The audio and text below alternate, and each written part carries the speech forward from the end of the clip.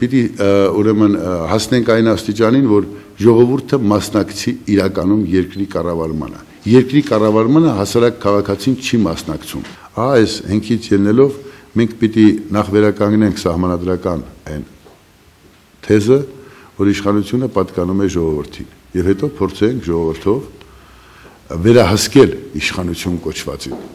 Եվ փառք Աստծո ժողովուրդը այսպես տեղաշարժվել է, մեկ խնդիր, իրենք ուզում են վստահ լինել,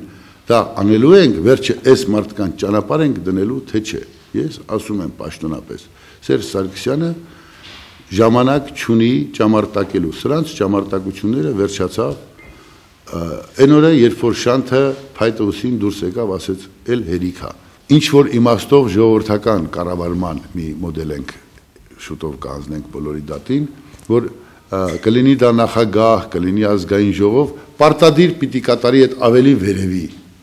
պահանջները, դա կլինի ժողովուրդը իր քննարկումներով, համաժողովրդական հարցերի քննարկումներով։